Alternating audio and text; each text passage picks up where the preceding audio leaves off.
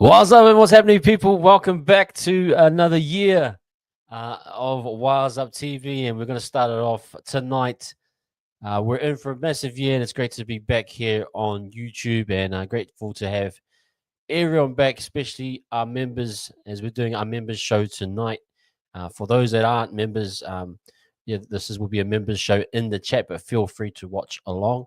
We'll be covering comments from our members, and I'll be sharing some thoughts on how things will be going this year. I've got a lot of stuff to go to. We've got obviously Tohu's retirement, a few membership updates I want to share with you guys, talking Halves, talking RTS, so much to go through. So welcome back, everyone. I'm just going to check in with our chat. Josh Hill, man, great to see you, brother. Let's go. Absolutely.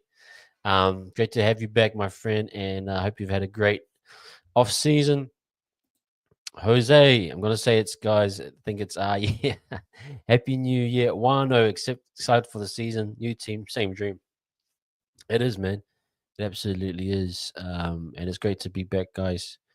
So Josh, Jose, and everyone else that is watching, yeah, welcome in, guys. Please hit that like and subscribe if you are new to Wild's Up TV.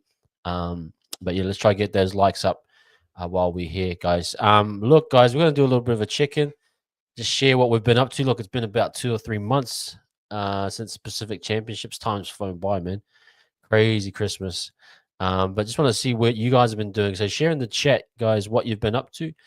Would love to hear what you guys have been, doing, those types of things. Just quickly, this was not my view as such, but this is where I was in the holidays. I was up in the Opanoni, Hokianga, in the north, in the far north, and it was absolutely beautiful, man. I had a great time with my family. We got to relax and chill out during Christmas, and then we came back to Hamilton. But it's grateful to be in New Zealand amongst places like this. Just absolutely wonderful, and had a great time. Kind of going off the grid a little bit and getting away from social media and all those types of things. So really enjoyed my time up there, man. But I'll just quickly check in the chat. How are you guys going? What did you get up to in the holidays? What have you been up to the past couple, weeks, months? It'd be great to check in and see how you guys are doing. But yeah, man, let me know what you've been up to. You're counting down the days since Christmas. Bro, tell me about it. Hey Tahi, how you doing, bro? Great to see you back. Hope you've been well. Yeah, it's beautiful up there in the far north, Josh, man, for sure. It absolutely is. Jose, me and Mrs. expecting our 4th baby. Wow, man. Congratulations. After 3 boys, hoping for a girl. July, man. Congratulations, bro. Honestly, that is something to be celebrated, man. I'll just see if I'll give you a bit of an applause there. Nah, man, that's cool, bro. Absolutely awesome. And congratulations to you guys. I hope everything goes well. Josh, I was down in Papa. Oh, beautiful, man. yeah, Papamoa is a good place. Actually, got some family, wife's family out those ways, so always try to pop over to Tauranga, Papamoa ways, Mount, for sure, man. Tahi, pumped out of 21st key for man. So a bit of carving, that's pretty cool, my man. Great to have you back, bro, and hope you've enjoyed yourself. Looking forward to the new year with you. T Mackie, came a YouTube member. Oh man, thank you very much. Great to have you on, man, and part of the team. We look forward to you being part of the team, and we're actually looking forward to actually. I got some updates to share with you guys, and we'll get into that pretty soon. A bit of a boost in production, yeah, a little bit. We're doing a little bit more this year. Hopefully, I'm going to share some of that stuff with you quite quickly. Actually, we'll start with that because I got most of you guys' attention. Just quickly, guys, on membership updates. Now, those that are members, we have created a new tier. We've actually created 2 tiers now officially. So reserve grader and first grader. Our reserve grader is pretty much what we were doing with the first grader.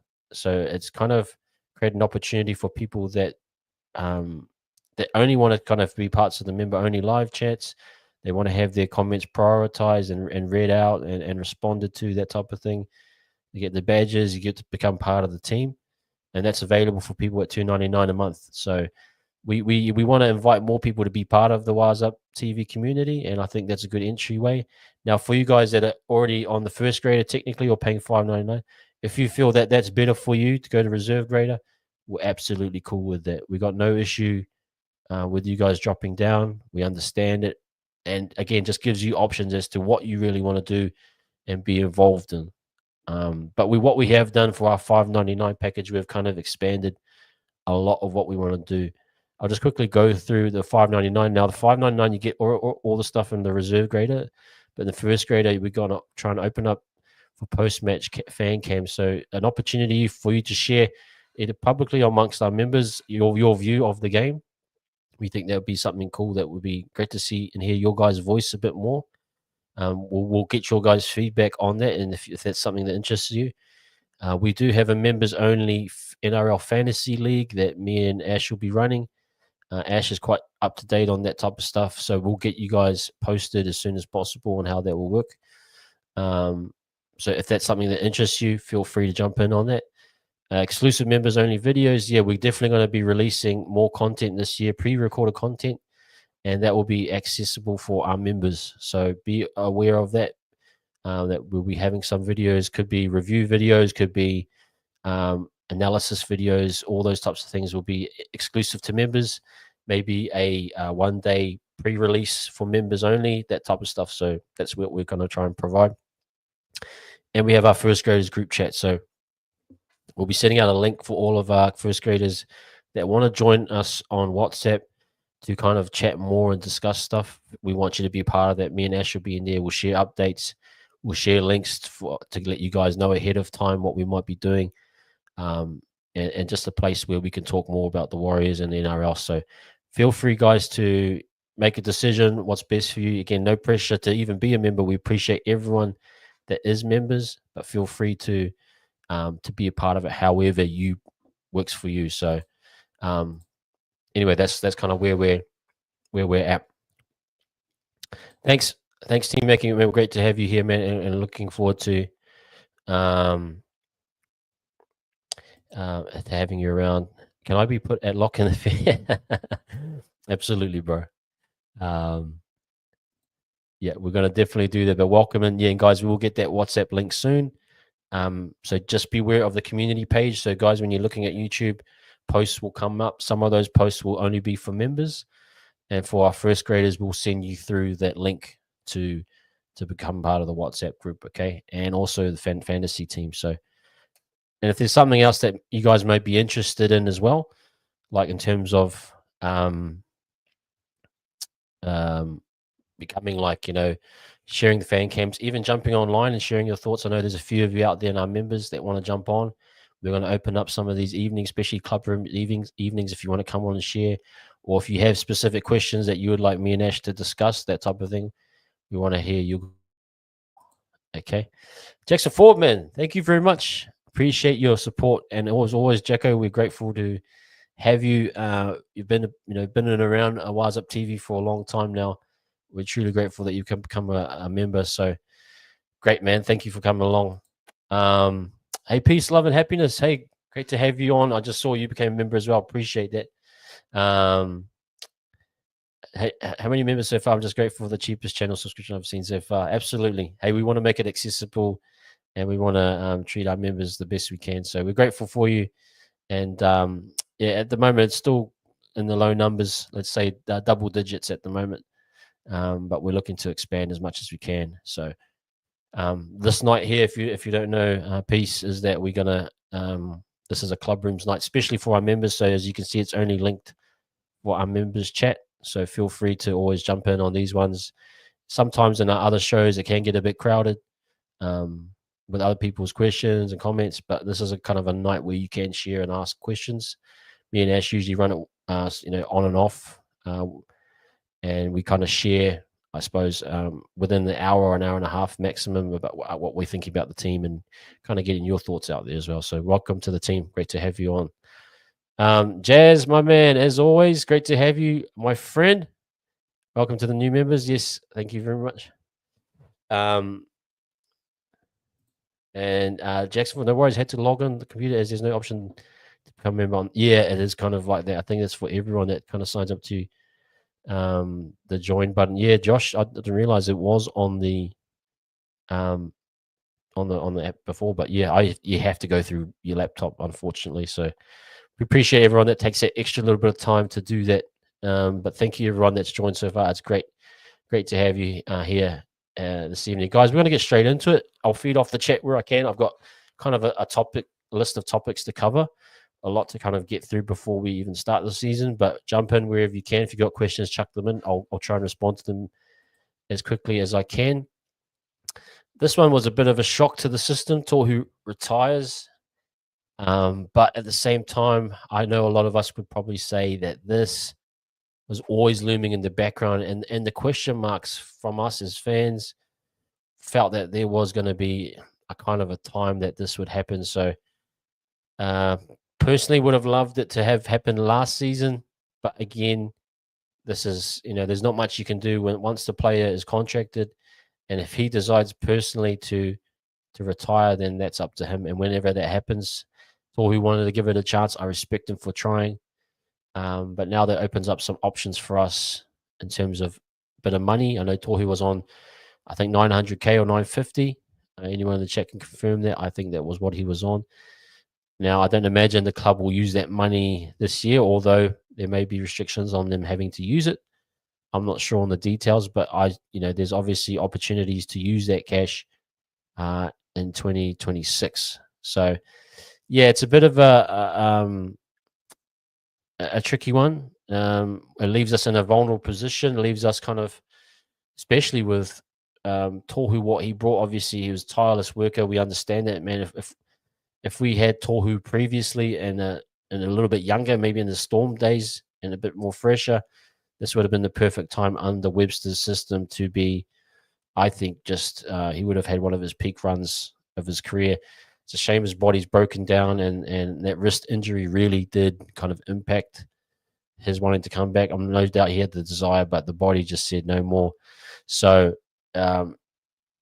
wish him all the best, but I think it puts a lot more pressure back on Webby to figure out what the long-term options are. Now, for me, there's a few options. There's obviously the simple option is what we did last year, is have Walker as your starting lock. Now with Aaron Clark with a bit more of a lock play as a bench option gives you a little bit more versatility. I do believe Aaron was a bit of an upgrade on Jazz, so I think there's that option.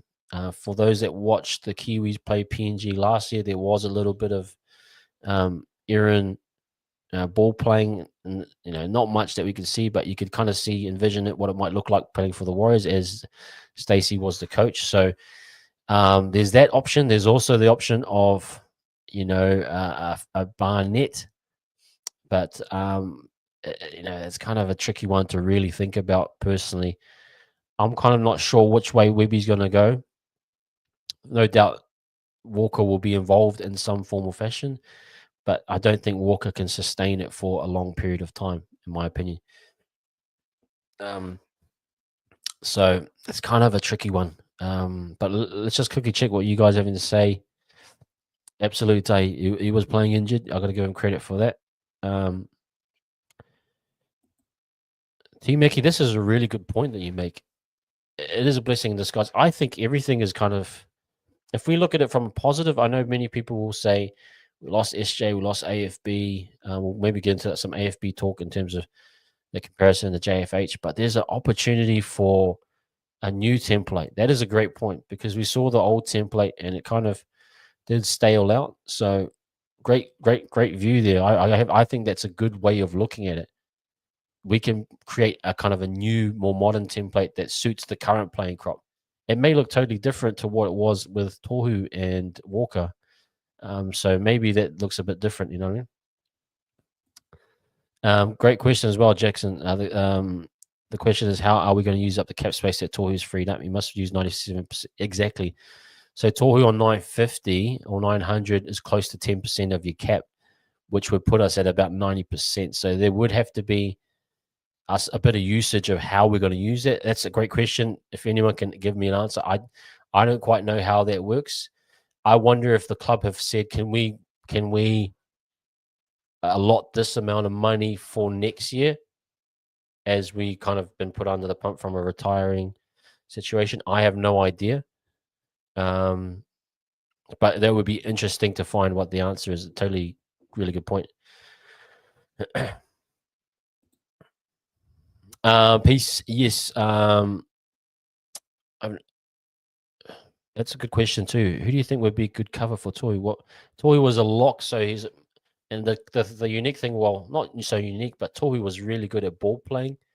So we saw a lot of that in 2023. We'd go at the line with the lead runner, and he would either choose to pass it short to like an AFB through the line, or he'd go out the back to Sean Johnson. And his options and choice options were really, really solid a lot of the time. Just his body just couldn't keep up with it. So for anyone if it's gonna be a replacement, it's gonna be someone with that type of. It's more of an IQ position. It's definitely a physical position defensively. You have to be a tireless worker, but it's also a position where in Webster's system previously, and like great question from Jackson, T Mackey, we might follow a new template. We might not even play the same way, but if we were to, Dylan Walker is the type of player with the same IQ. Now there could be young and up and comers coming through.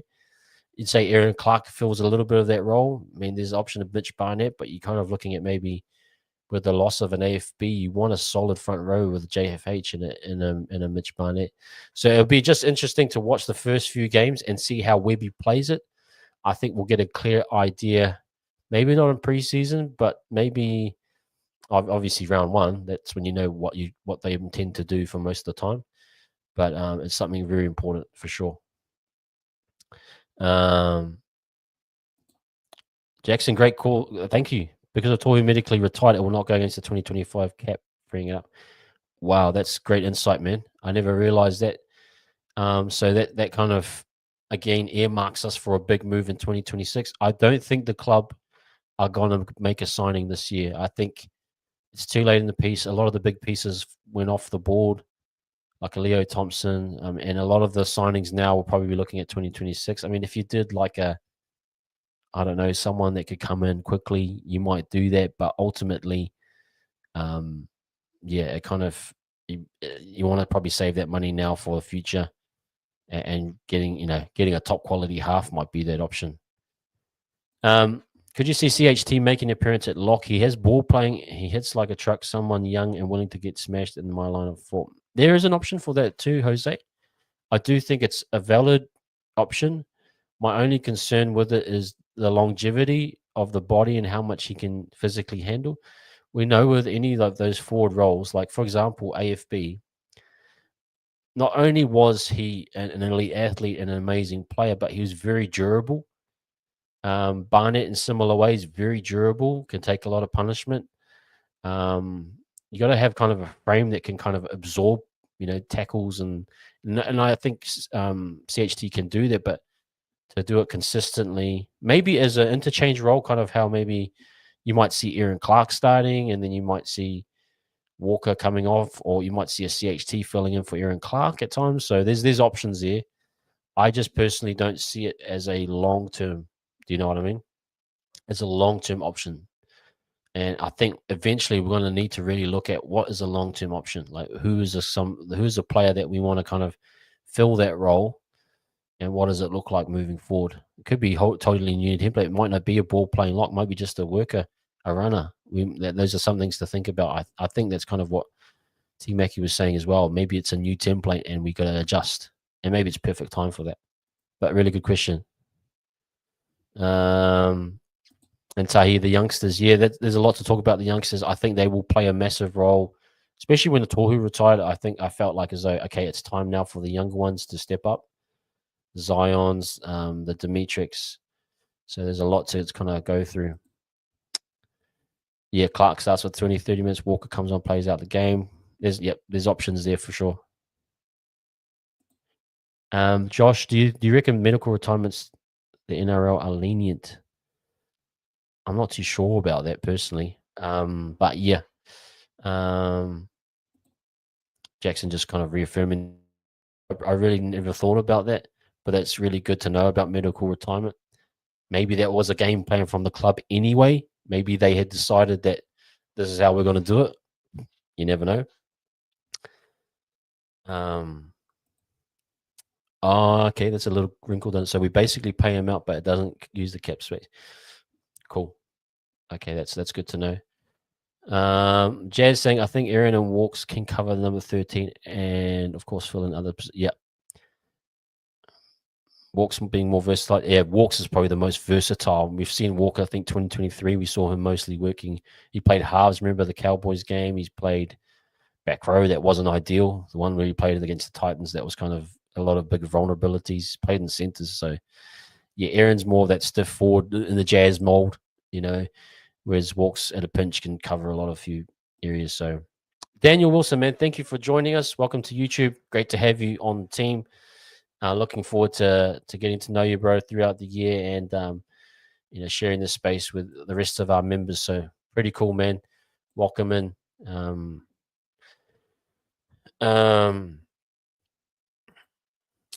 Okay, let's keep it moving, guys. But yeah, great discussion in the chat. Daniel, man, it feels good to have the crew back. Let's go. We'd have Halves, Metcalf, and Boyd because of the long kick game which we lacked about HJ. We're going to get to that, bro. Feel free, everyone, to kind of jump in on that.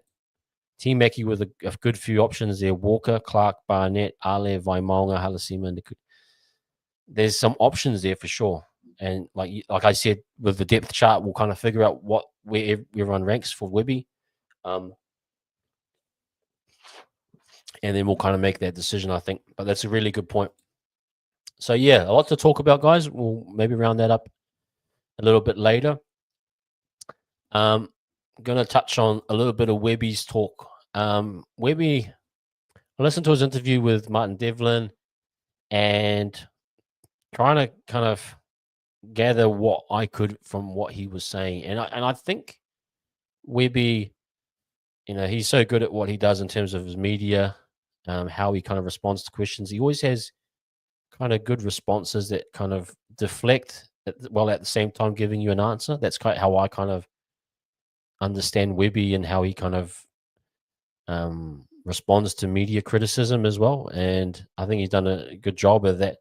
And saying that Webby, I found some not alarming, but found some questions, some responses kind of interesting. Like he feels definitely for sure that the four halves that we have, I think he feels really confident in them.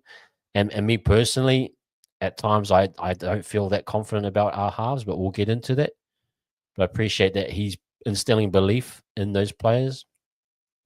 He didn't mention on RTS where he would play, so that could hint to us seeing RTS at fullback. We'll get into that a bit.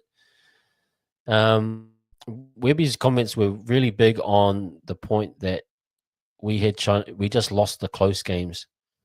And I kind of get what he's saying, but at the same time, I feel as though there's much deeper lying issues there. Maybe he's deflecting it. Maybe he knows the real deeper issues about what happened last year.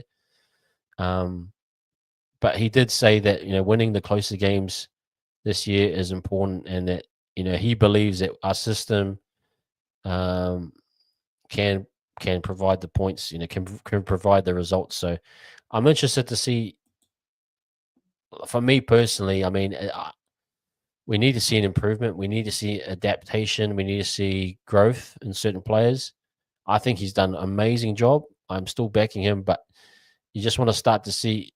And I know this year technically isn't a year that we really should be thinking like we're going to make top four or those or winning a premiership. I think it's time to kind of settle into, we are a development club with aspirations to being in the top 8 regularly. I think that's the goal.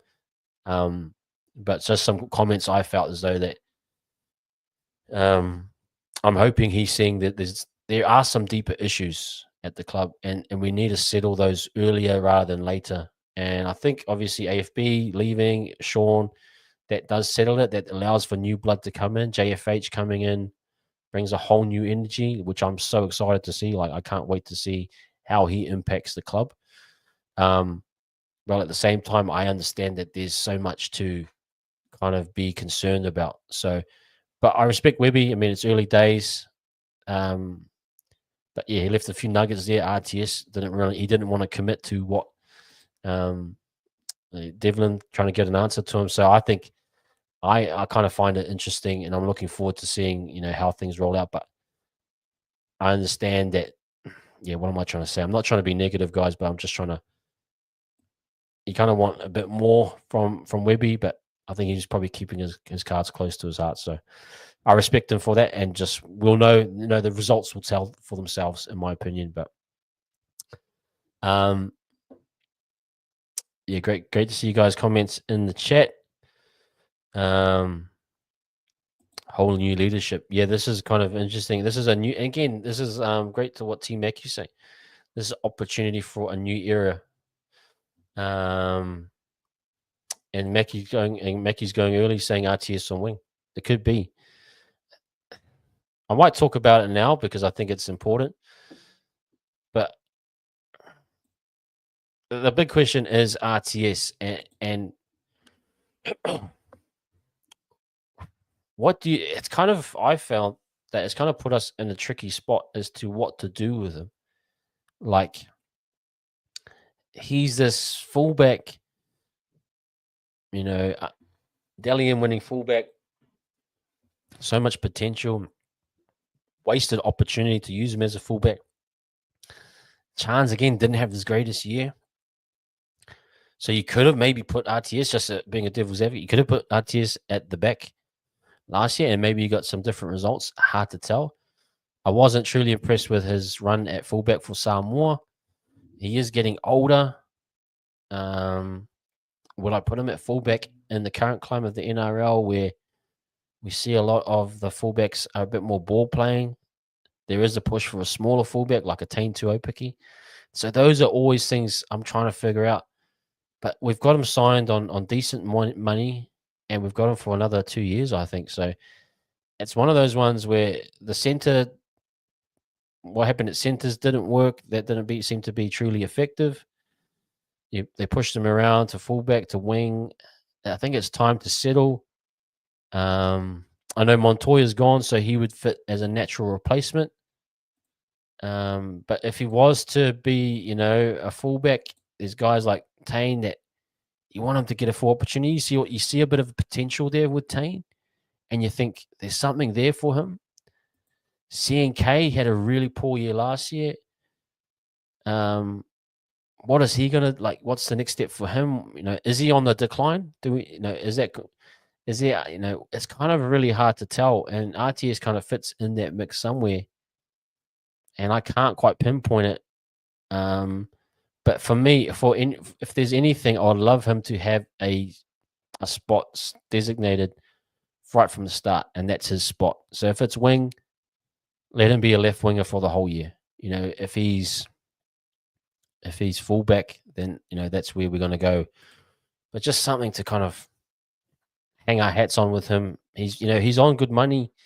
He's here for another 2 years. If the club's going to use him, I think they need to use him properly. And that's kind of what my thoughts are.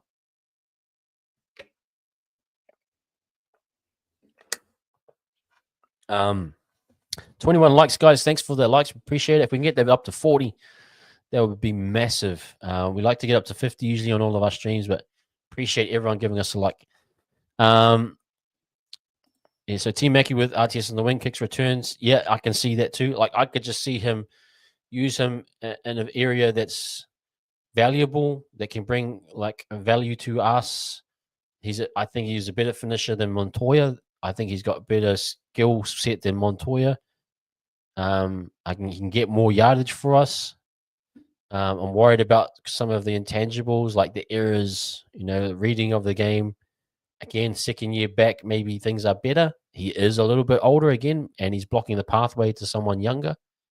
So that's kind of my thinking about it. Having on the wing allows you to keep either CNK or Tohu picky. And then, yeah, so it's so tricky at the moment, but that's kind of a talking point. Anyway, but center says Jose. Interesting, a lot of predicted team lists had CNK at center, which I love. Okay. Jackson saying release him early and sign Mulatalo. I mean, that would make sense, technically. Speed, I have a speed winger, out and out winger. I wouldn't mind that, to be honest.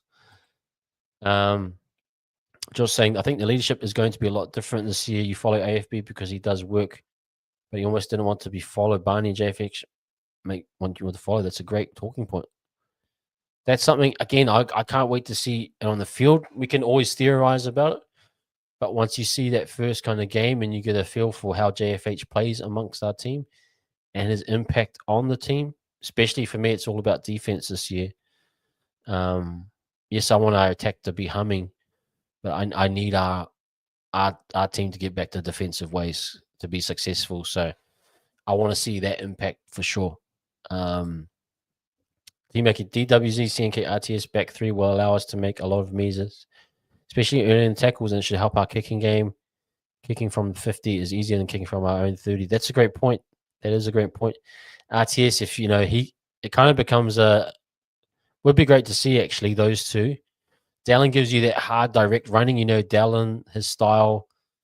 And then you got RTS, who's going to be nifty with his footwork, so you're going to have to be on your toes. And then you got CNK, who's kind of a more direct type runner. You could have a Tane Tuopicky come in at times with quick feet. We know Tane's running style. He's effective at finding little creases. So there's a lot of options out the back. And I actually agree with T that we should be okay in terms of like having enough meters out the back. It'll look different definitely this year. I found Montoya was more of a straight and direct type runner. RTS, if you did put him on the left wing, gives you a little bit more fluidity, but bit of a difference style wise. You could have long range tries. Again, defensively, those my big concern. Those wingers need to be effective. RTS can find themselves kind of caught out at times, but again, I just need guys committed to to the cause pretty much.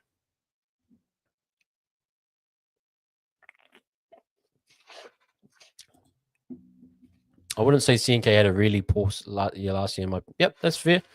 I thought he just wasn't what he was in 2023, if I could put it that way. And I'm just interested to see how he comes back this year. He might have an uptick. He might be absolutely awesome, and maybe there was niggling injuries, long campaign. But again, he's played for the Kiwis again, so there's things to kind of add up. But from the sounds of his comments, that the time off that they had without the finals could be beneficial. We'll just have to wait and see. But yeah, a good call, to each their own as well. I just thought he dipped a little bit.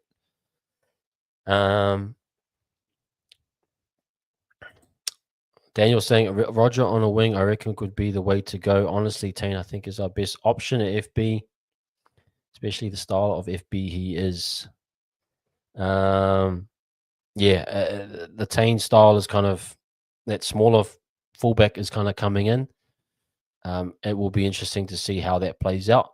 And again, it would be a big call from Webby to kind of put Tane in first. I think he kind of likes the mold of more of a Dylan Edwards, which is kind of CNK, that style, a little bit bigger body size, stronger defensively, but you can see Tane could be that kind of new age fullback that kind of transforms attacking style, those types of things. Jazz, whatever we do, we really have to beat Tainen nicely before he gets itchy feet. He's been very patient. He has been. So you're absolutely right. There's a ticking time bomb in a way where if you don't commit to it, he may look in other parts. So yeah. Josh also going with Tane and DWZ and RTS back 3. Yeah, Josh, that's a good call. I'm actually really big on Tane as well. I would like to see it. Again, it's up to Webby, but for me, it's kind of like the RTS situation last year when he went to centre and then he got moved around. I really prefer that we just stick to him either as a wing or fullback, and kind of stay out of that way. Let Leatoa come through. We saw the potential with Leatoa. Let Berry develop again. Pompey, those types of things. So Turpin gets me. He does. And RTS ball playing has nearly been on again. Yeah, that's a big part of why I see Tuopiki as that kind of link man. And CNK is actually very good. I mean, look at CNK and the Kiwis. He's a good fullback that when he gets into those kind of 5/8 roles, he can give a good ball. We've seen it before, so there's options there, and it'd be interesting to see how Webby plays it out.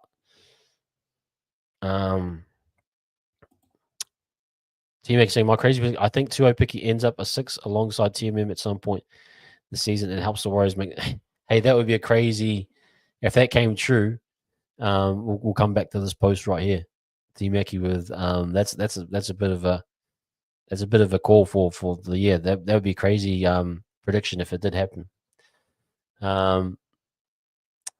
Jose saying from left to right, RTS, CNK, Tane, Ali, Rocco, and DWZ.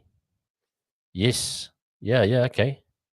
Cool, okay. That's a really Ali or Rocco and DW. Okay. Interesting. RTS and Leatoa on the left side, DWZ and Berry on the right side should be simple, mate. That would be a kind of a dangerous combo. DWZ and Berry right side, that should be keeping that kind of pairing for the last 2 to 3 years. I think that would work. Keep them going. I think Berry's just kind of coming into his early kind of settled stage as an NRL player, so it will be interesting to see how that unfolds as well. But yes, so that's kind of my thoughts around that situation.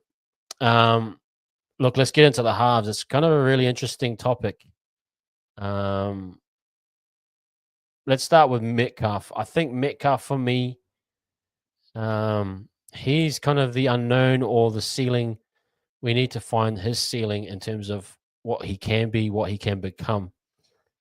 For me, he's the guy you've put the money into, you've put the contract into. I think he's got another 2 years or maybe 3 years after this. So it might be contracted to 2027, into 2027, if I'm right, or might be wrong.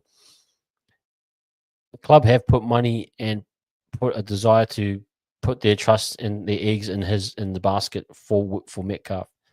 For me, I need to see him take on that role. He's talked a lot about being a 7. I've seen him as kind of a pseudo 7 in the preseason game in 2023. I mean, Sean had an unbelievable kind of season and kind of limited what he could do as an actual 7, but he was a good foil for SJ as a 5/8. Now we're kind of coming to a point where there's no real out and out 7 that's kind of raising their hand. But Metcalf has said through the media and in his eyes that he is a 7 and he wants to be a 7. For me, if I'm the club, I'm putting my eggs in that basket now because I need to find out what we're going to do with him. I mean, he has been with the club for 2 years now. He's had 2 major injuries that have prevented him from playing full seasons. We want to see him. Obviously, last year it was an actual bone break, which was great. So we didn't see any hamstring injuries, which was what was the big part of the first 2023. So now I just want to see him have a full year without injuries as a kind of 7. I'll wait to see what Webby does. But that could potentially be he could potentially be our 7 to carry us through the next couple of years. While the likes of a Jet Cleary, while there's, we might go to market for a Dylan Brown, we might go to market for someone else with that Tohu money. We'll wait and see. But if I'm a club and they've paid me for a contract for 3 years, Tamaide isn't on that. He's got only his year, so the club is kind of already forecasting that Metcalf might be the guy. I want to see him play as a 7 personally and take that role and that mantle post SJ and carry the club into a new kind of era. As for Tamaide, I think Tamaide is still and had a great year last year. Yes, as a traditional 7 with a kicking game, I do think he lacks that area, but he provides a kind of a balance or difference that is so foreign at times to Sean or even Metcalf that it kind of keeps you on your toes. Now, he's at a point in his career where he's playing for a contract extension. Don't think the club have offered him anything, so this year's a big year for him. Will Rebbe give him the reins as the 7? Again, I'm going to go back to my point that Metcalf might be the main guy, and maybe Tamaide as a 6. But there's no doubt there's skill there. There's a good defender there also. There's a good player there. Yes, he's not the complete player. I understand it. I know he doesn't have the long kicking game. I know he lacks in other areas. He did go missing in games, so I respect that. I'm not saying that. I'm not saying any of these other 3 or 4 are perfect either. Metcalf, for me, is still an unknown. Like, can he play a whole season without getting an injury? Or will the hamstrings come back? That's the part where I'm saying that there's a concern. So let me just quickly check you guys' comments, and then I'm going to get into Tanah Boyd. Yeah, and Mick, it just 12 games last season. Yeah, so he's only put over maybe played 23 games or 24 games over a whole season. So Edwin, thank you very much for becoming a YouTube member. Really appreciate you, Edwin. Thanks, man, and we're looking forward to hanging out with you and spending time this year on Wise Up TV. Thank you, Edwin. Appreciate you very much. Yeah, but great talking point. Yeah, that is a good point, Mackie. Daniel Wilson, honestly, Boyd has origin potential. It's a big call. I'm not sure on the origin part. We'll get into him, but I respect what you're saying. Jose TMM for me proved last year he's our definitive 7. He was instrumental in our biggest wins last year. Yeah, and I had chat with Ash, and behind the scenes, a lot of the players were into TMM, meaning they backed him as the kind of 7 to kind of lead the club. So there's that argument as well, You better not cap it to Aussie. Again, that's the vulnerability of when a player like a James Maloney hit this, and when he made the grand final, within 2 years he was over back at the Roosters. When you do hit it and you crack it, the big clubs do come, so that's something to be cautious of if he does make it. But you want to kind of catch him, and if he builds that relationship with Webby, it could be a great matchup. We'll have to wait till a little long, but the Halves are battling it out for the starting 6 and 7 position. Yeah, actually, totally agree. TMM reminds me of Ben Hobby type player. Doesn't mean you need a kicker at 6. Yeah, well, that's what I'm saying. He wouldn't necessarily be a 7 for me if he was to play. I do want to invest in Metcalf. If Webby plays Metcalf as a 6, as a foil, it tells me that Metcalf isn't there yet. But this will be his 3rd year in Webby's system. I think he's more than capable to kind of take the reins and this is his last big shot. If he doesn't crack it now, he never will, in my opinion. So he's got the perfect opportunity to kind of do it. If Metcalf had the Travojevic injury issue, but also the skill and influence in the 7 role for us, would you take that or not? Yeah, kind of. I would still take it. I mean, there's not much options out there, to be honest. To be fair, his injury last season was freak. So again, I want to make sure that people don't think I'm saying that he's had the same recurring injury. This last year was a bone break. The year previous, and at his time at the Sharks, it was hamstring injuries, like repeated hamstring. Now, remember, he went over to the US and worked on his hamstrings. I saw he's been with the Karen lady, the Pilates lady over in Aussie. I don't know if you guys seen that content on TikTok, but it's pretty funny. Is it Karen or something? I can't remember what it was, but yeah, she's pretty funny. Anyway, so I know he's been working on his overall health, and I know he's really focused on his hamstring. If you actually watch his running style, he doesn't open up into that massive gate that he used to. I think he's kind of reserved. I think he doesn't open his hamstrings. I don't think he has that massive opening running style anymore. I think he's kind of found a system where he's kind of not. Yeah, he's found a new running style. I actually honestly believe he must have got training over in Australia, US. So I think he's changed that. So I don't want to be a jinx him at all. I want him to have a full season. I'm not trying to say that. It's unfortunate that we've had 2 injuries that have hampered him, and I want to see him play a full season before you commit long term, in my opinion. Yeah, you have to have a long kick game to win comps. All the best teams. Yeah, no, Daniel, I agree. Boyd might be the guy. Boyd might be the guy. But I don't think his origin. I don't think his origin level, in my opinion. But I respect you. I respect you. But yeah, that's totally fair. And we're going to get into Boyd. There is an argument for if you have a solid pack, I mean, you can get away with it. But again, you want to kind of have a really solid pack. I love what I've seen from Mete Kafu. In my opinion, there was more hammy or major injury. Somebody else has to come over and cement that spot. Yeah. If he has one more, that was my only concern. If he has one more hamstring, you're thinking that hamstring will tear again, and it will seemingly get worse. So that's my kind of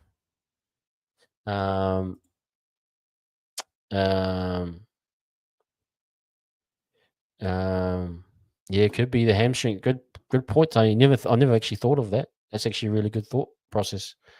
Met's redeveloped his stride like turbo. Yeah, I agree with that. Welcome, Edwin. Absolutely, man. Welcome in, man. We appreciate you. Now back to this guy, Tanah Boyd. I think no one was really expecting that move. But we can kind of see, the halves are up for grabs, and I suppose Tanner's vying for that spot. Now, for me personally, I don't think Tanner has a right to be just walk in and get the starting 7 role.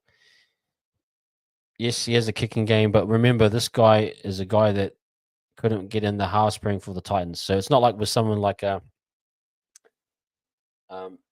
Trindle, say from the Sharks, who's actually carried the team into a preliminary final, coming over to us. So you would probably immediately put him in, or someone else. We got to remember that this is a guy that actually got dropped pretty much, or was finding it hard to get into the Titans team. Not to say that he isn't a good player. I'm just trying to say that the fact to warrant him as a starter straight away, I don't think that's really fair. I think he needs to earn his stripes. I totally agree with that, but he could definitely earn it. I don't, not to say he wouldn't. He brings a kicking game. He brings a solid game with him. Again, it kind of aligns with the element that you have game management, and Webby is big on that. Let's not kid ourselves and not think that Webby's system was, kind of 5 solid hit-ups and a good long high kicking game to kind of trap teams into the corner. I don't think Webby's going to go away from that. He understands that system, and that's kind of what works for him. So Tanah Boyd ticks all those boxes. Yes, he does. But then again, I'm not saying that he should walk in and start just because he has that skill set.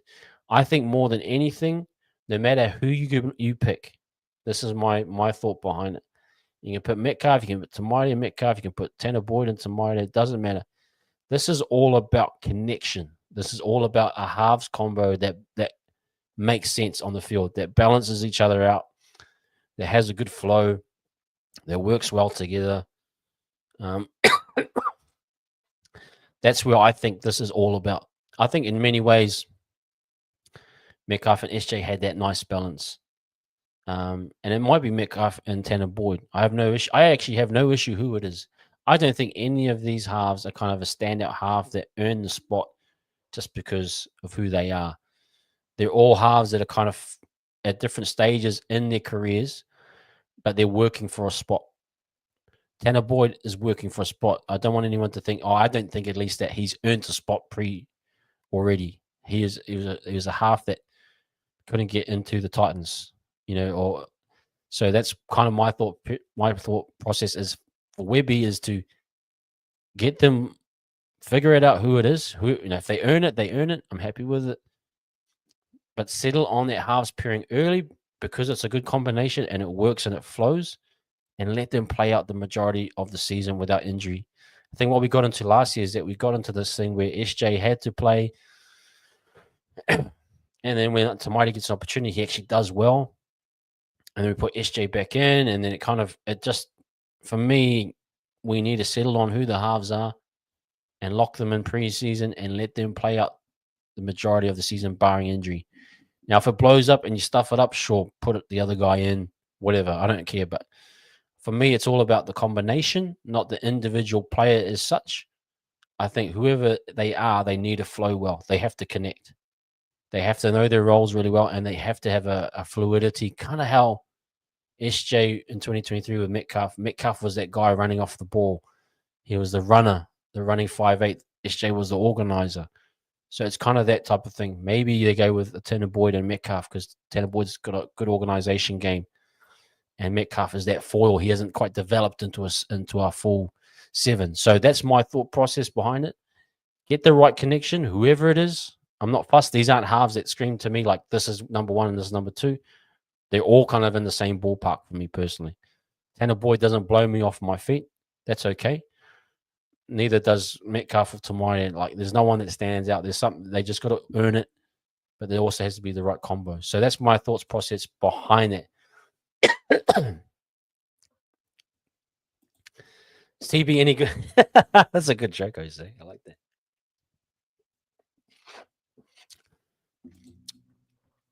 Tai saying Tanner is sick in coverage. Oh, okay. T-Mac, see, Boyd as a Webby project has the parts, but has never got it together. Yeah, that's kind of my thinking too, a little bit. But who's to say Webby's done wonders with the likes of a Jackson Ford? He's done wonders. I think he's done wonders even with like what he did with Sean in terms of creating the game plan for Sean. Like everyone that we thought was going to have a bad year last year, in 2023, they had a great year because I thought Webby got the best out of them. So who's to say that he can't do that for Tanah Boyd? Tanwa Tanifa used to be an absolute gun junior from memory. Yeah, I think he was. Boyd CHT, let's do it. Yo, it could be. Great point by Tay. TMMC injured towards the end of the year. So rotation needs to be clever too. It does. I think for me, TMM has had neck surgery. I'm going to be careful on this. I mean, I've watched Joe Rogan podcast and he was talking with Kurt Angle for those that know wrestling. But when you ever have neck fusion, it's not always the best. It kind of creates a stiffness in the back and the neck. So if it feels to me that, it's restricting Tamita in terms of his neck movements, I mean, your neck is so important in rugby league to be able to obviously see your peripherals, move your body and rotate as you pass. So it's not just like, having neck surgery isn't just something that you should willy-nilly. I've seen him train, so it looks like things are okay. Maybe it's not as serious as I thought, but I wouldn't take that lightly, having neck surgery. And if we remember Barnett in 2023, potentially career ending with how he had the neck issue. Great to have him back, but yeah, those are things. Neck injuries should always be careful of. So yeah, but agreed. Rotations need to be very clever. Peace. Yeah, Locke's usually the captain of the team, or various teams to team. If you look at Isaiah Yeo, he's the captain of the Penrith team, 4-time champions. Great player. Usually plays a lot of minutes. Doesn't have to be a lock, but some teams like to have a forward at least as the captain because they're in the middle of the, they're the guys really kind of leading the middle of the park and taking all the heat. So also you can have you can have captains in the halves as well. Not usually, there's captains fullbacks. The Desco's one. Never usually wingers or centers as such, but they're usually spine players, hookers. But yeah, just so happens to be that our captain was locked. So, but it can vary. It can really much vary. Yeah, no one's really stand out for the house, so I think we'll just go whichever. Yeah, that's it. I don't really think there's anyone that's like putting their hand up saying, "I'm way better than you," like way better. Maybe Metcalf on potential, and maybe it might come to a point where halfway through the season, Metcalf's the man. Metcalf's are clearing out and out half, but we need to see that. We need to see that for sure. Always loved CHT, so I really hope he's used in the best way as well. Yeah, Jazz, I think he's gonna. It's gonna be interesting how they use CHT. Yeah, I've got some kind of examples of. I want to share at the end of the show about how I think we'll go this year. So, Team M got the toughest. He's a tough nugget, man, and we know what he does with his fishing and all of that stuff. So he's not a stranger to kind of doing things hard work, that type of stuff. Next, ask the big bro Brent. Yeah, actually, going to talk about Brent Tate pretty soon, guys. I've got a kind of an analogy or an example I want to share. Jose, when I was asking for a hub, I didn't expect one from the Titans, but his goal kicking seems to be a standout stat that we need. So we'll see. Yeah, goal kicking is very important. Let's not go back to what we did last year with goal kicking. We know that story. So yeah, reliable goal kicker, consistent goal kicker is a big part of what needs to be done at the Warriors. So I totally agree with you, man. But it's a great talking point anyway. Guys, yeah, we're at 31 likes, man. If we can get 9 more likes to 40, that would be awesome. So if you haven't liked already, guys, please like and subscribe. I got 53 in the house. Thank you very much, everyone, for watching along. Great to have you guys here. So let's go to our next topic. Season predictions. Yeah, this is kind of where I'm thinking, what is my approach to this? I got rudely kind of bummed out last year. I thought we're definitely top 4, but I didn't realize that the season would turn out the way it did. And interesting enough, this man last year was kind of on the money. He kind of predicted it, and his reasons for it were that we were going to tail off, and fair enough, injuries, all those things happen. There was a dip in performance, and we did tail off, and we didn't reach the heights that we did in 2023. He's come out again. I saw him on NRL.com and given his prediction. He's not expecting us to go up the ladder. So what, we finished 12th or 13th. He expects us to stay there. Not quite enough changes or not quite a good enough squad, in his opinion. And look, he hasn't been wrong. Last year he predicted that. Now I'm going to give my kind of view of it. So I respect James Graham, and I'll give him that. He might be wrong this year. I'd love to prove him wrong.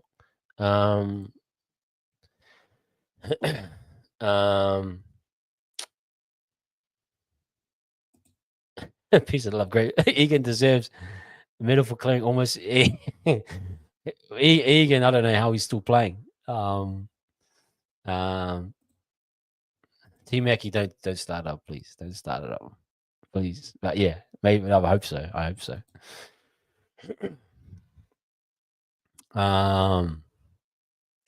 A lot of people writing us off, so I say top 4 again. We'll do the opposite of what we did. Yeah, you make the 8. 42 likes, guys. Let's get to 50. Thank you very much for everyone. We appreciate you guys supporting the channel. Thank you, Jackson. So, guys, my analogy, what is my prediction? I'm actually going to build off a team in the past. So this is a team that I'm going to go back in time. 2008, I actually didn't watch much of the Warriors. I was actually in Vanuatu at the time. So I didn't get to I lived in Vanuatu, and I didn't have much time in terms of watching footy. But when I came home that September, the first game I watched in 2008 was the Storm game, where Michael Witt, for those that know, the Michael Witt game, the put down. Yes. And then that team went on to go to the prelim. Now, why am I bringing that up? I think that this current team, is could be in the mold of the 2008 Warriors. Hear me out, my reasoning for it. If you remember, the halves pairing was Michael Witt and Fiend. Again, this was post SJ era. This was kind of the era where we didn't have out and out halves. So if you think pretty much, I think 2006 or 7 was Stacey's last year. Then we had a transition period from 2008 to pretty much 2011 until Sean came. And then it was the Sean era after that. So this was kind of a similar way where we're post Sean. And this is an era where we've got really unknown halves or standout halves that, don't really they're not elite halves or what Sean or SJ have been for the club. But it was an effective team. You've got the likes of Ruben Wiki there, Steve Price, Hohaya. These are all guys. Hohaya had a massive year. That was the year they won the Kiwis won the World Cup. You got the beast at the back there. But you got Michael Luck. You got some veterans in there. Mannering coming through. Ropo was there, obviously. Brent Tate again. He was a beast for the club. So we had a bit of experience. Epalahame Lawaki, for those that remember Epalahame, Sione's brother. But that was a good team. Ravelli, Henderson at hooker. And I'm kind of using this as a kind of build my argument that we're moving into an era post SJ. We're moving into an era where we don't have out and out halves that kind of we can picture as fans. Like when SJ came onto the scene, us as fans knew that was going to be our half, our lead half, and an elite half at that for 10 years, the next 10. We are in that situation where we're kind of in that 2008 era. We don't have anyone that kind of stands out. Now, Fiend and Witt, they seem to work. That season, if I look back on the regular season, we just made the 8, but then we had that amazing run in the finals. And that's kind of been the story of the Warriors, that we've always kind of come in the 8th position, but we make a run in the finals. We get an upset and we go further than what anyone expected. That was kind of the story, of old. Do I think this team could be like that?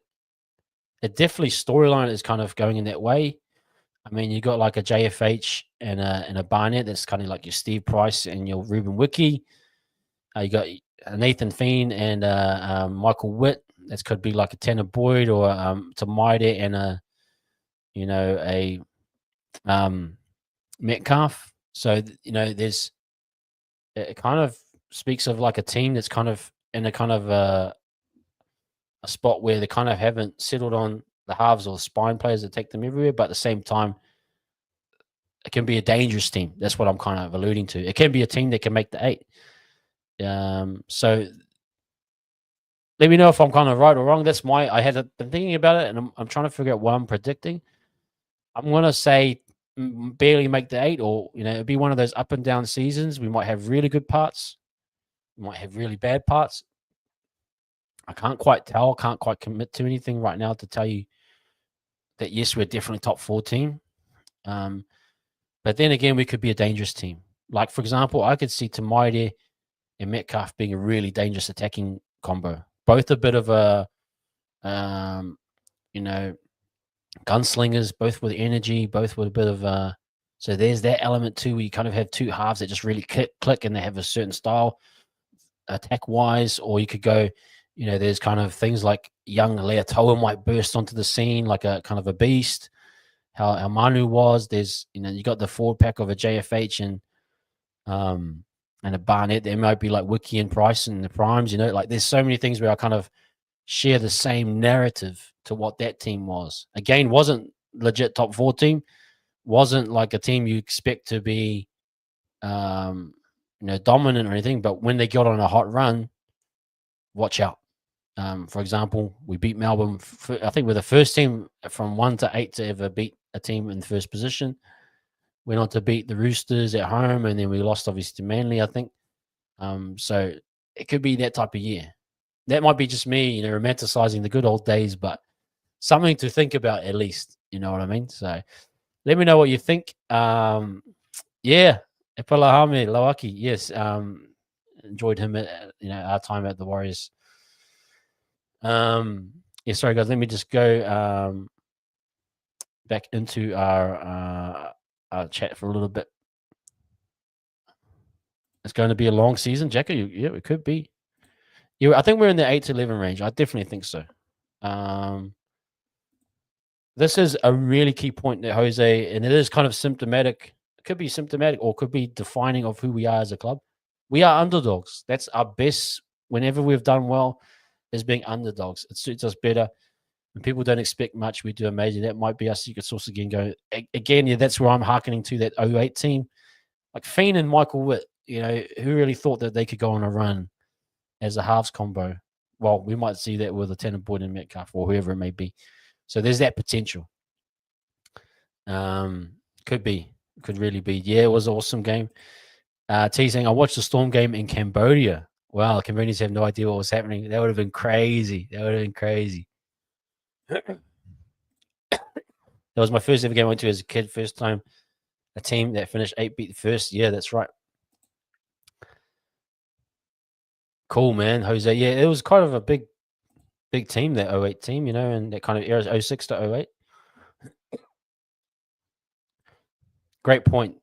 True Ivan team, journeyman and workhorses. And I mean, this team probably has a bit more flair to it, but at the ultimate, you want workhorses, and we've been successful with just journeyman workhorses. When our best success has been when we've been a solid team that can score obviously, but defend well. I remember I used to call Steve Precise. That team needs to be feelers like the old Warriors teams harder. Yeah, and that again goes back to the half spring. Like if you can get the balance right, like Witt and Fiend or whoever it is, like if you can strike that balance, I think it could be a really good year. So guys, my prediction, we make the 8th position. That's as far as I'll go. I won't go any further. But if you look at good Warriors teams as well, they've always had the youth come through. Let me just check that picture again. Yeah, Lawake, Peter Mannering coming into his own. Manu in his prime, like again, these could be like Tohu'S and Berries. I mean, Tate at center, crazy, Lance, was really good in that era. Ruben, Ropo, kind of coming in, as a solid player. But you look at that team, yeah, it's not anyone that stands out. But this team made a preliminary final. I think Witt was in there, but I think Witt was injured the majority of that year. Henderson was great at hooker, for those that remember. So yeah, that's kind of a Ivan Tulmavavi. Again, guys that weren't amazing or didn't, weren't expected much, but could do, could do amongst experience. And that's why I think it's so important. JFH and Barnett and the experienced guys that are still there, they're the key guys. But the young pups are kind of the ones you want to nurture, and they're going to be kind of your, like how Liquor was last year. They nearly scored against the Bulldogs. Like that's what you want to see. The young pups come and express. You want to see like the Beast, kind of how the Beast became to be, where they just become a force to be reckoned with. Alea Toa might be that type of guy. Alasima, Dimitrik might become this force to be reckoned with, but it's always balanced out by the main dogs. The JFH, the Barnetts. That's my view, at least anyway. So this could be one of those years. It could be we could make the 8 and we could go for a run. I hope so. I've always loved this when we've been an underdog. I always thought we played better. Agree with those comments. But anyway, it's something to think about. Yeah, watch the Storm had Greg Inglis in the halves. Yeah, that's right. Yeah, and much love to Sonny. I know it's always this time of year. It's such a massive story. But Sonny, yeah, what could have been? Absolutely, man. Absolutely. But yeah, good time of life for me as well. So there you go, guys. We're gonna be wrapping up soon, guys. 46 likes, guys. Can I just get 4 more people? Quickly hit that like button. Appreciate you hanging out for us. And our members, T Mackey, Jackson Ford, Daniel Wilson, Edwin Upper, really appreciate you guys, man. It's so cool to get into this and Hopefully you find the right package for you guys. Again, like I said, for our members, we're going to get into first grader. We're setting up our fantasy league. We're going to set up our WhatsApp group as well, so you can feel free to chat in there. So yeah, we're going to get that going as well, guys. So, but welcome into our new members. That's so cool to get 4 off the drop like that. Great. Yeah, man, absolutely. Yeah, man, that speed. I mean, I saw Jimmy Jackson. You know, kind of upset how we have that in our culture of just putting down, you know, things. And but I thought Speed doing that was cool, man. I thought him kind of putting us on the map or putting New Zealand on the map and the exposure we got. You know, we've got the Vegas trip coming up, even more exposure. So hopefully that just goes really, really well for us. Wow. You know, it's Grace Tyson. Hey, man, they'll appreciate that. Really do. If I was to play for the Wilds, what position would you be? You know, I consider myself a halves back in the day, but yeah, probably in the halves. I'm a small guy, so but would have loved to have played for the. Imagine playing along Stacey, man. I would have loved that. That would be a dream come true. Yeah, that was. It was really cool. It was really cool. Okay, let's kind of wrapping up close to it, guys. Just want to quickly show our backline for this year. Look, a lot of guys we know. Leotoa's got a potential good year. Rocco Berry for me is going to have another big year. He's kind of coming into his own. We talked a lot about the halves and the backs. Centers, yeah. Look, I think Leotoa is definitely going to enter a starting spot. Pompey is still around and could be solid. Ed would love Ed to have a breakout year and kind of establish himself. He's got a lot to compete with, obviously, with Roger. But Ed, for me, is a guy that I do rate as a talent. Just, I think he had a bit of a lack of confidence last year. Things didn't go all too well. But I would love to see Ed have a massive, massive season. Now, guys, can you confirm for me that Setu 2 is at the Storm? I saw a photo. I'm like, man, I must have been in the offseason. I must have totally missed that. But I did think I saw Setu 2. Yeah, with training the Storm. So again, if Setu's gone, that means that Ed's got more opportunities. There's a lot of competing, and I would just love Ed to kind of take him to his game to another level. But there is competing for spots there, I think, a lot. Would like to see Leotoa off the bat. I think Adam, we know what Adam does. Then again, you got Adam as a kicking option, which he was pretty good last year. So it's kind of hard to pinpoint exactly what what the best option is for us. You know what I mean? I think it's just some of the new guys like Kappa could really be T Mac, and maybe again he's a depth player, but would love some of these guys to really take the reins a bit. To be a prime Manu, that would be insane. Leotoa and Berry need to be our centers this year. I think so. I think it's time. I think it's time for that. Yeah, Setu got released. Saw him on the beach with yeah, man. Hey, thanks, Tay. Appreciate it. Oh, thank you very much. Yeah, one more like. Oh, there it is, guys. 50 likes. Man, that's massive to start the season. I know all you guys are hungry, so that's cool. But T Meki, what you got? You got CNK, DWZ, Berry, Leotoa, RTS, Metcalf, Tamari. Yeah. Okay, that's cool. That's a good one. We'll have to wait and see when that comes out, but a lot to think about still. Again, some players that are out and out, like they're not out and out like screaming for the position. Like there's some positions for that will be up for grabs. Jackson, great stream. Levi, any insight when Ash will be back on the channel? Yeah, we're gonna be back tomorrow night, guys. Actually, we'll do all you can eat. I think we're gonna be able to do it. Just talk, chat more as well. Any more ideas that might come up, we'll open it up to everyone else that isn't members as well. So that's some definitely thinking around that. Was no one impressed with CNK at center with the keys? Interesting. I was impressed with him at 5'8", to be honest. I'm trying to think the games where CNK played centre. Sorry, I'm a bit, guys. I've been off footy as well. My brain has gone. I had to have a big break because I know it's going to be a massive year. But yeah, Jackson should be back. Hey, no problem, Josh. And like I said, we're going to be doing with our fan cams. There's going to be opportunities for all of our members to kind of share their thoughts. So yeah, feel free there. I thought he was good at 5'8". I really do think he was, Jazz. Let me just quickly, guys, go to the forwards, and then I'm going to wrap up with the latest information on our the development stuff. We're going to do a lot more development stuff this year, guys. So we're going to put a lot more effort into Harold Mats, SG Ball. I'm going to take a bit more interest in it and really focus in on it this year. So we expect a bit more of that content as well. But yeah, let's just keep going. So Bunty's still around. Obviously, Aaron Clark, Fisher Harris, and Healy. That's another big guy to look out for. Big reps on this guy. We talked about it last year. You know, I think he will play a significant role.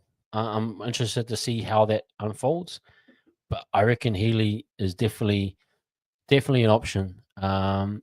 Especially if Egan goes down, I think he might be next in line. It's a really tough call. We know Fred's been here for a long time. We know what Fred's game is. I mean, Healy is the one I want to see and what type of player he is. I know he's a bit more athletic. He is a taller hooker, kind of like an Egan. But, you know, very talented. Couldn't get in, obviously, because of Brayley at the Sharks. Understandable. But he's come here for an opportunity. I hope we get to see him and what he offers. Can't wait for that one, actually. But, yeah, like the young pups is really what's big for me. A lot like with Tohu out, obviously. You're looking at those four: Dimitrik, Zion, Jacob, and Lecker. Those are your kind of ones that you want to see a bit more from this year. Dimitrik's one that I really want to see. Lecker's another one. Zion is another one that I would love to have an opportunity to see grow. Jacob, I think, is going to be a slow burn. I don't think he's going to have a breakout year as such, but he's definitely a player I want to build, see if he can really take the reins. But Dimitrik and Lecker are the ones that I'm kind of really excited to see how far they can go. And no doubt they'll be a lot more involved this year. Holy crap, I just saw Barnett as lock. Maybe he's the lock this year. Maybe it's not. So Dill Walker, lock, and Aaron lock. Yeah, okay, so maybe that's it. Maybe that is it, guys. But we'll have to wait and see. Maybe they got Dimitri as a back rower. Interesting. They only got listed Tom Ale, Fisher Harris, and Bunty as prop. I reckon this is out anyway. I wouldn't believe this anyway. But yeah, so that's kind of my thinking behind it. Marata, so the guys that are kind of on my radar to like they need to have consistent years. Capewell came rounded out really well, I thought. Marata needs to be better, definitely.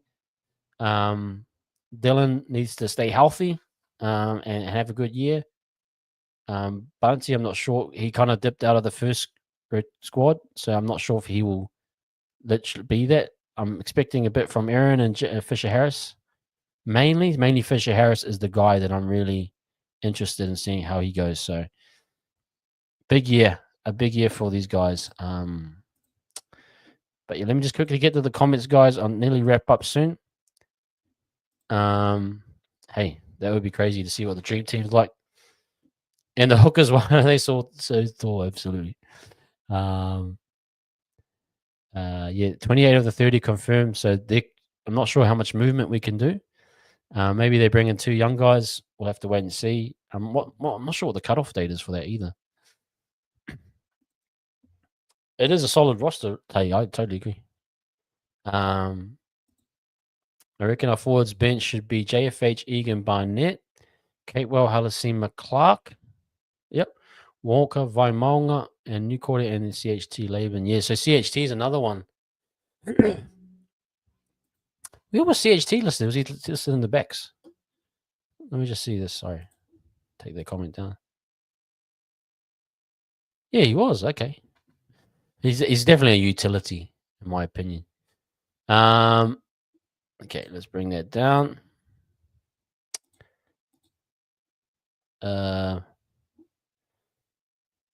Dimitrik Mayu Ale Leka. Yeah, and again, Ale for me is another one that needs to kind of step it up a little bit.